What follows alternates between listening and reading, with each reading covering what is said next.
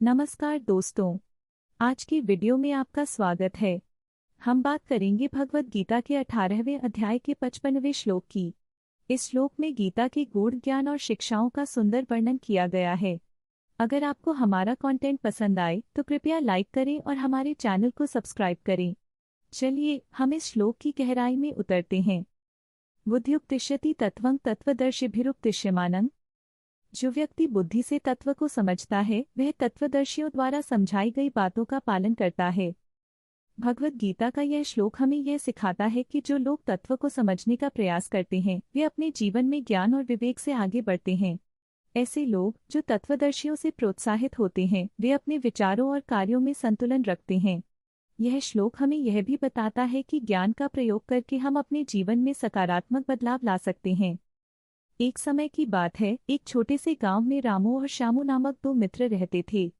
रामू हमेशा अपने काम में व्यस्त रहता था, जबकि श्यामू गहरी सोच और ज्ञान की ओर ध्यान देता था।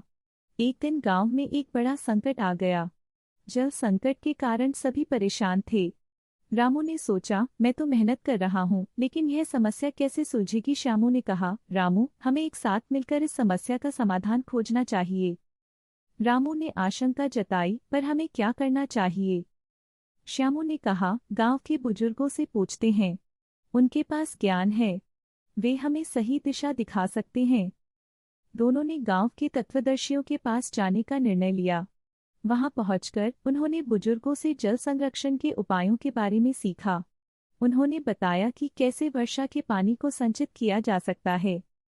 रामू ने कहा, यह तो बहुत महत्वपूर्ण है, हमें इसे लागू करना चाहिए। श्यामू ने मुस्कुराते हुए कहा, देखो, अगर हम बुद्धि से काम लें तो हम बड़ी समस्याओं को भी आसानी से सुलझा सकते हैं।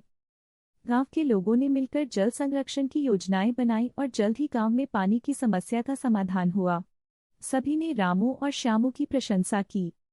इस अनुभव ने रामू को सिखाया कि ज्ञान और समझदारी के द्वारा ही हम समस्याओं का सामना कर सकते हैं।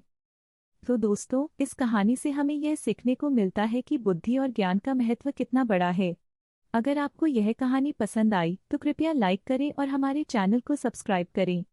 हमें ऐसे ही और ज्ञानवर्धक कहानियों के लिए देखते रहिए।